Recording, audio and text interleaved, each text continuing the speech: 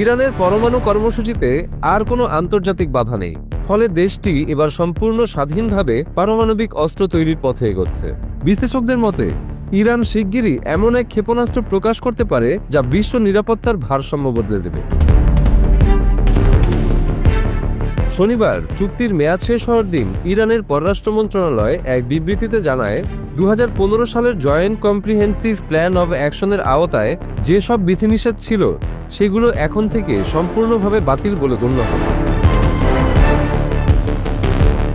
2015 সালে ভিয়েনায় ইরান, যুক্তরাষ্ট্র, চীন, ব্রিটেন, ফ্রান্স, জার্মানি ও রাশিয়ার স্বাক্ষরিত চুক্তিতে ইরানের উপর থেকে আন্তর্জাতিক নিষেধাজ্ঞা তুলে নেওয়া হয় এবং বিনিময়ে তাদের পরমাণু কর্মসূচির উপর নিষেধাজ্ঞা আরোপ করা হয়। জাতিসংঘের নিরাপত্তা পরিষদের 2231 নম্বর প্রস্তাব গৃহীত হওয়ার 10 বছর পরেই এই টার্মিনেশন ডে বা চুক্তির শেষ দিনের সময়সীমা নির্ধারিত ছিল।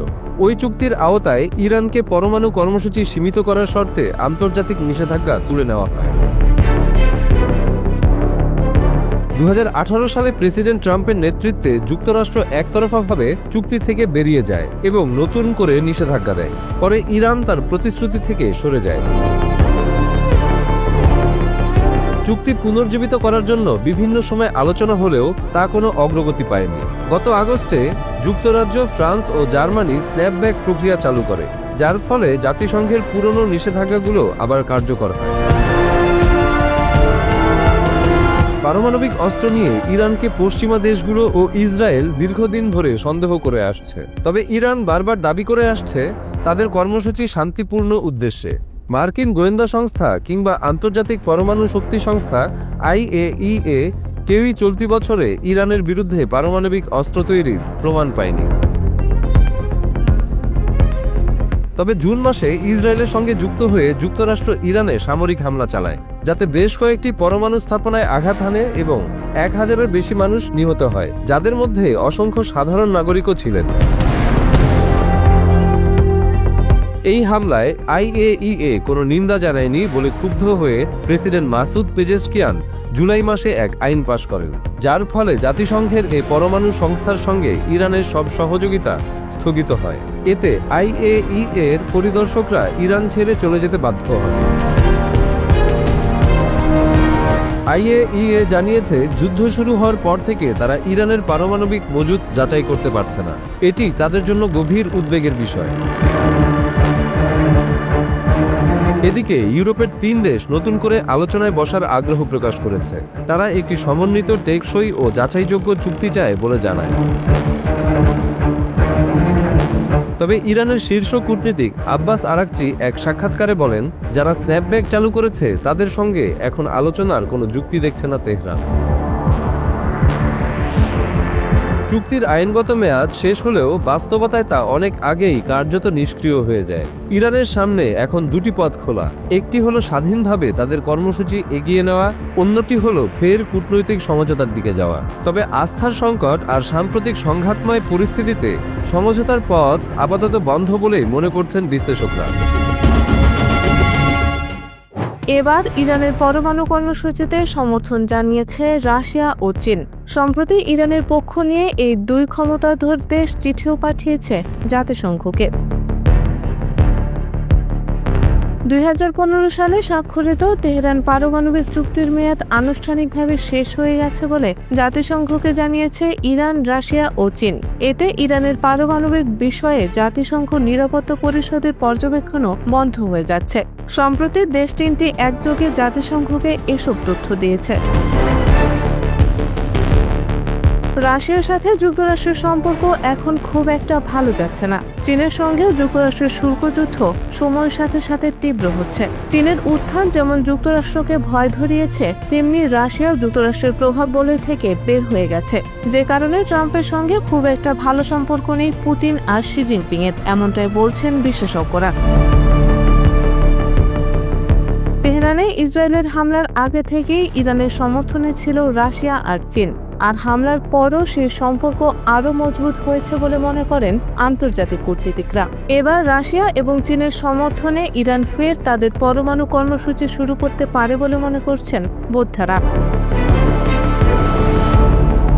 ইরান যদি রাশিয়া আর চীনের সহযোগিতা নিয়ে পারমাণবিক অস্ত্র তৈরি শুরু করে তাহলে কি করবে যুক্তরাষ্ট্র ইসরায়েল? এটাও একটি বড় প্রশ্ন হয়ে দাঁড়িয়েছে আন্তর্জাতিক ভূ রাজনীতিতে, কেননা যুক্তরাষ্ট্র ছাড়া আপাতত ইসরায়েলের মিত্র রাষ্ট্র খুঁজে পাওয়া মুশকিল। অন্যদিকে ইরান, চীন, রাশিয়ার মিত্রদের সংখ্যা দিন দিন বাড়ছে।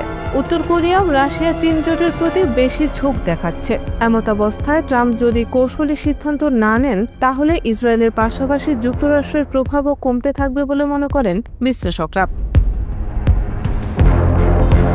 এদিকে ইরান, রাশিয়া ও চীন জাতিসংঘের মহাসচিব আন্তোনিও গুতেরেস এবং নিরাপত্তা পরিষদ বরাবর একটি চিঠি দিয়েছে। চিঠিতে বলা হয়, রেজলিউশন 2231 এর আওতাধীন বিধিনিষেধগুলোর মেয়াদ 2025 সালের 18 অক্টোবর শেষ হয়েছে।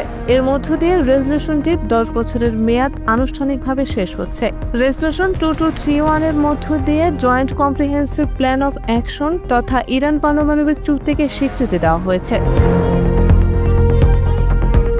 3 দেশের চিঠিতে বলা হয়, E3 দেশগুলো যেমন যুক্তরাজ্য, ফ্রান্স ও জার্মানি চুক্তিটি পুনর্বহালের যে চেষ্টা করছে তা আইনগত ও প্রক্রিয়াগতভাবে ত্রুটিপূর্ণ।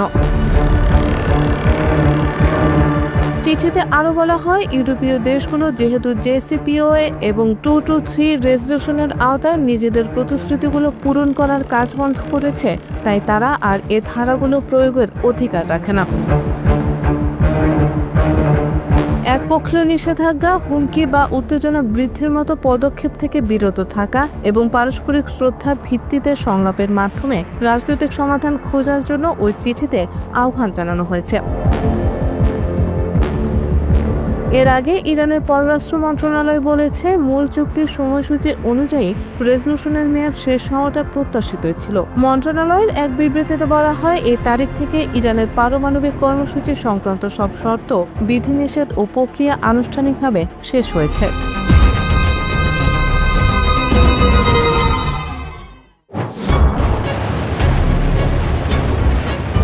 তাহলে কি পুতিনের ভয়ে রাশিয়ার পক্ষ নিলেন ট্রাম্প? রাশিয়া ইউক্রেন যুদ্ধে এতদিন মধ্যস্থতা করার চেষ্টা করলেও এখন আর সেই দায়িত্ব নিতে নারাজ ট্রাম্প। তাই এবার পুতিনের হয়ে জেলেনস্কিকেই জুজুর ভয় দেখাচ্ছেন মার্কিন প্রেসিডেন্ট। ট্রাম্পের এই ভুল বদলের পেছনের রহস্য প্রকাশ্যে না এলেও ধারণা করা যায় রাশিয়ান জোটের শক্তির খবর টের পেয়েছেন মার্কিন প্রেসিডেন্ট।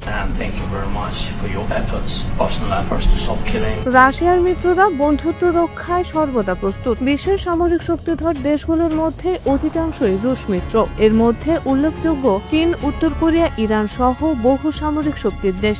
আর এই শক্তির ভয়ে ট্রাম্প এখন আর ইউক্রেনের হয়ে মধ্যস্থতায় আগ্রহী নয় বলে ধারণা করা হচ্ছে। রক্তাক্ত ইউক্রেন যুদ্ধের অবসান ঘটাতে এখন পুতিনের শর্তই সামনে আনছেন মার্কিন প্রেসিডেন্ট ডোনাল্ড ট্রাম্প। হোয়াইট হাউসে সামরিক সাহায্যের জন্য গিয়েছিলেন ইউক্রেন প্রেসিডেন্ট জেলেনস্কি, কিন্তু বৈঠক শেষে ফিরতে হয় চরম হতাশ হয়ে, কারণ রাশিয়ার বিপক্ষে যুদ্ধ চালিয়ে যাওয়ার পরিবর্তে এবার তাকে যুদ্ধ থামানোর নির্দেশ দিয়েছেন স্বয়ং মার্কিন প্রেসিডেন্ট।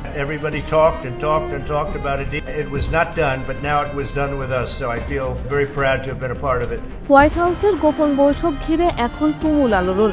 জেলেনস্কি চেয়েছিলেন দূরপাল্লার টমাহক ক্ষেপণাস্ত্র যাতে ইউক্রেন আবারও যুদ্ধক্ষেত্রের ভারসাম্য ফেরাতে পারে, কিন্তু ট্রাম্প তা দিতে অস্বীকার করেন। ফিনান্সিয়াল টাইমসের বরাতে জানা যায়, বৈঠকটির রূপ নেয় তীব্র উত্তেজনায়। এক পর্যায়ে ট্রাম্প চিৎকার করে বলেন, যেখানে আছো সেখানেই থামো, যথেষ্ট রক্ত ছুড়েছে। বৈঠকের পুরো সময়ে ট্রাম্প বারবার পুতিনের বক্তব্য তুলে ধরছিলেন। বৈঠকের আগের দিনই পুতিনের সঙ্গে ফোনে কথা বলেন তিনি। ট্রাম্প জেলেনস্কিকে জানিয়ে দেন, পুতিন এই সংঘাতকে যুদ্ধ নয় বরং বিশেষ সামরিক অভিযান হিসেবে দেখছেন, তাই এখনই আপোষ না করলে পরিস্থিতি আরো ভয়াবহ হবে। মার্কিন প্রেসিডেন্টের মতে রাশিয়ার প্রস্তাবে হতে পারে এই যুদ্ধের সমাপ্তির পথ। ট্রাম্প বলেন, দোনেৎস্ক ও লুহানস্ক অঞ্চল রাশিয়ার হাতে ছেড়ে দিতেই হবে, এটি পুতিনের মূল শর্ত। এই শর্ত মানতে জেলেনস্কির ওপর চাপ দেন ট্রাম্প। হোয়াইট হাউসের ভেতর এক পর্যায়ে ট্রাম্প হতাশ হয়ে যুদ্ধক্ষেত্রের মানচিত্র সরিয়ে রেখে বলেন, তুমি এই যুদ্ধে হারছো, এটা না মানলে পুতিন তোমাকে ধ্বংস করে দেবে। বৈঠক শেষে হোয়াইট হাউসের করিডোরে দেখা গেছে জেলেনস্কিকে নীরব ও বিমর্ষ অবস্থায়। তার মুখের অভিব্যক্তিতে স্পষ্ট, যুদ্ধক্ষেত্র নয়, এবার কূটনীতির টেবিলেই ইউক্রেন পড়েছে কঠিন চাপে। বিশ্লেষকদের মতে ট্রাম্প প্রশাসনের অবস্থান এখন স্পষ্ট। তারা আর ইউক্রেনকে আগের মতো সামরিক সহায়তা দেবে না। যুদ্ধ থামানোই তাদের প্রধান লক্ষ্য। প্রশ্ন হচ্ছে, পুতিনের শর্তে এই যুদ্ধ থামলে সেটি কি শান্তি প্রতীক হবে নাকি পরাজয়ের ঘোষণা? আন্তর্জাতিক কূটনৈতিক অঙ্গনে এখন আলোচনার কেন্দ্রবিন্দু ট্রাম্পের এই সিদ্ধান্তের পর ইউরোপ আমেরিকার সম্পর্ক কোথায় গিয়ে দাঁড়াবে। যুক্তরাষ্ট্র কি রাশিয়ার সাথে গোপন কোনো সমঝোতায় পৌঁছেছে? আর যদি তাই হয়, তবে কি ইউক্রেনের আত্মত্যাগী হবে পরাশক্তিদের রাজনৈতিক দর কষাকষির বলি?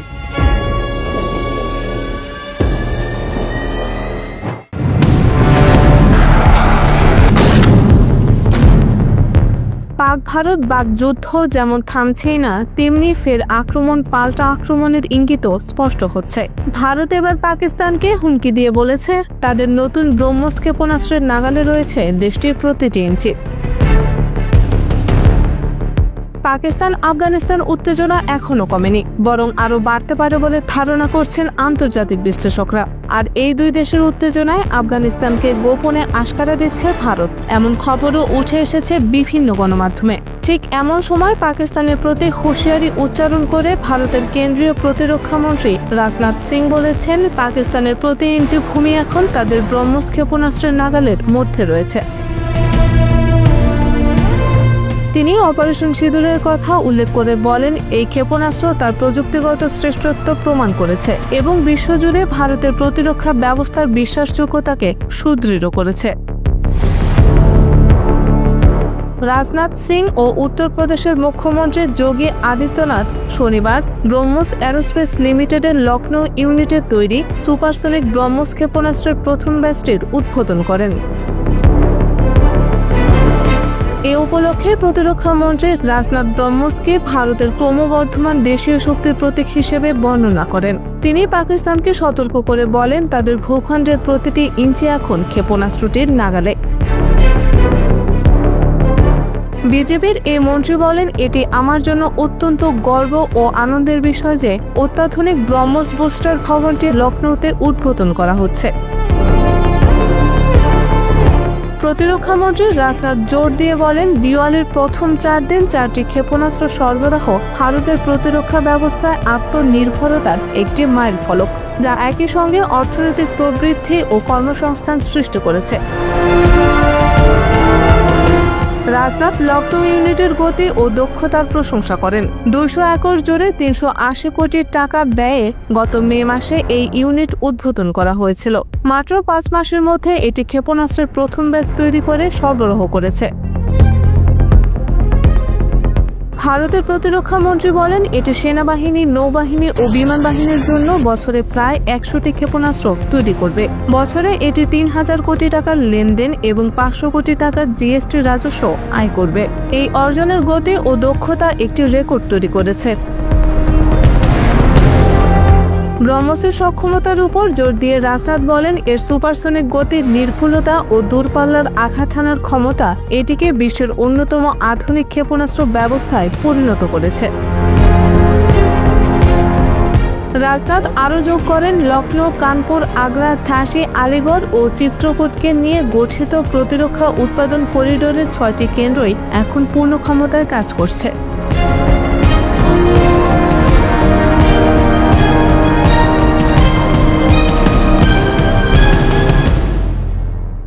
China, 67%. That's tariff, currency manipulation, and trade barriers. 是山水相连的友好邻邦。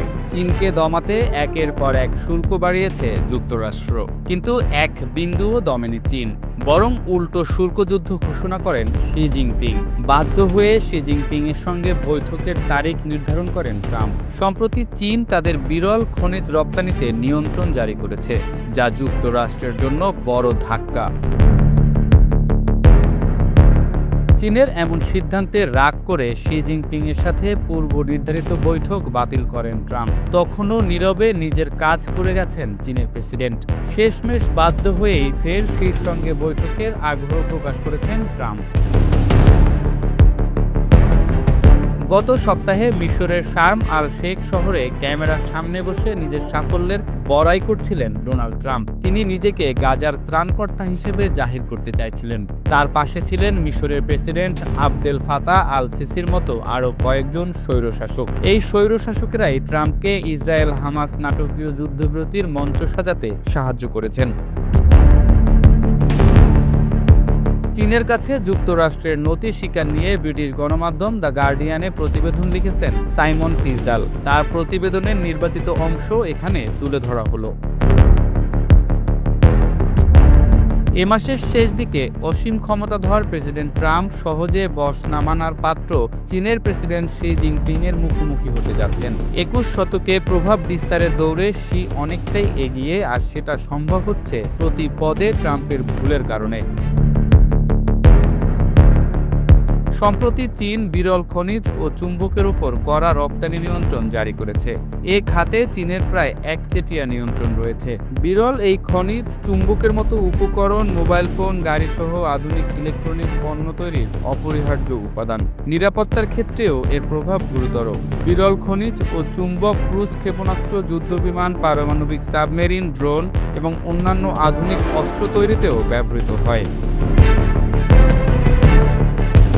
আগামী মাসে যদি এই নিষেধাজ্ঞা কার্যকর হয়, তাহলে ইউক্রেনে পশ্চিমাদের অস্ত্র সরবরাহ এবং রাশিয়ার বিরুদ্ধে প্রতিরক্ষা ব্যবস্থা ঝুঁকিতে পড়তে পারে। চীন বিদেশি কোম্পানি ও বৈশ্বিক সরবরাহ শৃঙ্খলের ওপরই এক ধরনের নিয়ন্ত্রণ আরোপ করতে চায়। এখন বেইজিং ওয়াশিংটনের সঙ্গে তার নিজের কৌশলে খেলছে। এর মানে হচ্ছে রাজনৈতিক স্বার্থে বাণিজ্যকে অস্ত্র হিসেবে ব্যবহার করছে।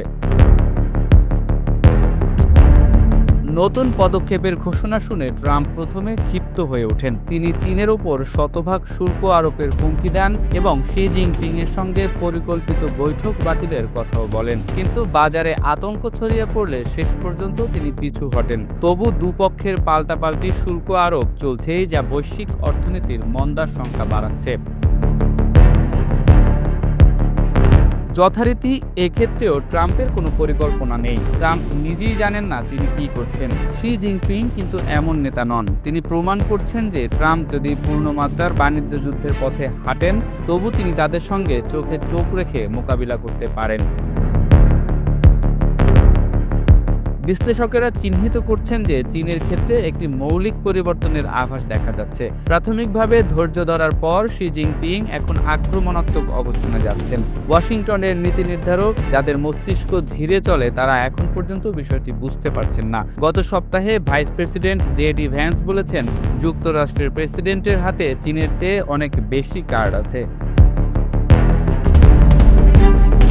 স্ট্র্যাটেজিক অ্যান্ড ইন্টারন্যাশনাল স্টাডিজ সেন্টারের তথ্য বলছে, চীনের কাছে সীমাহীন বিরল খনিজ রয়েছে, দ্রুত যুদ্ধাস্ত্র উৎপাদন ক্ষমতা বৃদ্ধি করছে এবং আধুনিক অস্ত্র তৈরি করছে, যা যুক্তরাষ্ট্রের গতির চেয়ে 5 থেকে 6 গুণ দ্রুত। যে কোনো বোদ্ধাই তার তৃতীয় চোখ দিয়ে বিচার করলে বুঝতে পারবেন যুক্তরাষ্ট্রই এই শুল্ক যুদ্ধে হেরে যাচ্ছে, যেটা তারা শুরু করেছে। ফরেন পলিসিতে জেমস পামেলা লিখেছেন, এবছর ট্রাম্প বাণিজ্য যুদ্ধ শুরু করার পর চীনা রপ্তানিকারকেরা নতুন বাজার খুঁজে নিতে যথেষ্ট সফল হয়েছেন। গত মাসে যুক্তরাষ্ট্রে চীনের রপ্তানি গত বছরের তুলনায় 27% কমেছে, কিন্তু মোট রপ্তানি 8.3% বৃদ্ধি পেয়েছে। এর বিপরীতে যুক্তরাষ্ট্রের কৃষকেরা তাদের জন্য গুরুত্বপূর্ণ চীনের সয়াবিন বাজার হারিয়েছেন। সম্ভবত এটি স্থায়ীভাবে। চীনের সয়াবিন বাজার এখন ব্রাজিলিয়ান উৎপাদকদের হাতে চলে গেছে। উৎসবের মৌসুম আসার আগে এবার আমেরিকান ভোক্তাদের বাড়তি মূল্য গুনতে হচ্ছে। যুক্তরাষ্ট্রে বিক্রি হওয়া অধিকাংশ খেলনা এবং ক্রিসমাস পণ্যের প্রায় 90% চীনের তৈরি। কিছু বিশ্লেষক মনে করেন, শি জিনপিং আসলে বিশ্ব শাসন করতে চান না এবং বিশ্বও তার কর্তৃত্ববাদী শাসন চায় না। তারা বলছেন, শি জিনপিং এর অগ্রাধিকার ও চীনের মৌলিক স্বার্থে কোনো পরিবর্তন আসেনি। সেগুলো হলো দেশের অভ্যন্তরীণ স্থিতিশীলতা, জাতীয় সার্বভৌমত্ব, কমিউনিস্ট পার্টির নিয়ন্ত্রণ বজায় রাখা এবং অর্থনৈতিক ও সামাজিক উন্নয়ন।